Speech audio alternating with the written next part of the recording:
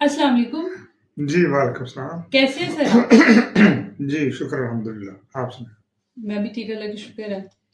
अच्छा नासिर साहब, हमारे जो मुसलमान इतने पढ़े लिखे नहीं हैं, उनका तो चले समझ में आता है कि इल्म की कमी की वजह से उन्हें मालूम ही नहीं है कि क्या ये इबादत का हिस्सा है या नहीं।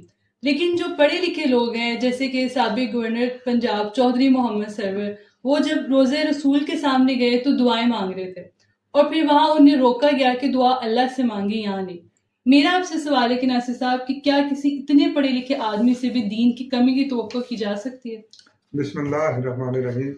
मैं ये जो अभी बना रहा हूँ बड़े अफसोस के साथ बना रहा हूँ। जब मैंने वो वीडियो देखी तो मैंने शर्मिंदगी महसूस की एज ए पाकिस्तानी होने के नाते। वो पाकिस्तानी है और पाकिस्तान के एक्स गवर्नर रह चुके हैं। वो चौधरी साहब पढ़े लिखे भी हैं, कोई ऐसे अनपढ़ जाहल नहीं है। मुझे ये तो नहीं, मुझे शर्म आई जब वो शर्मिंदा हुए, वहां पे शर्मिंदा हो रहे थे तो मैं देखकर शर्मिंदा हो रहा था। असल में मसला यह है कि हमारे उलमा ने, हमारे कुछ फिरके वालों ने ऐसी दीन का प्रचार कर दिया, ऐसी तबलीग कर दी जो कि अल्लाह की तौहीद के मुनाफी तलीम है।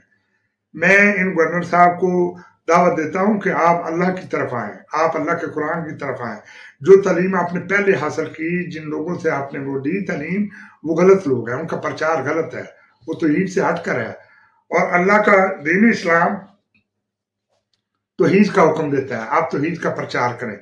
अगर देखें आप शर्मिंदा हुए सिर्फ इसलिए कि आप कुरान की तालीम को नहीं जानते थे, आए मैं आपको कुरान की तालीम बताता हूँ। देखें, मैं वादे तौर पर कहता हूँ कि मोहम्मद नबी सल्लल्लाहु अलैहि वसल्लम, जो कि मेरे भी जो और सब के नबी हैं, तमाम मुसलमानों के नबी हैं, हम उनकी इज्जत करते हैं। वो 1500 साल पहले सऊदी अरेबिया के शहर मक्का में पैदा हुए।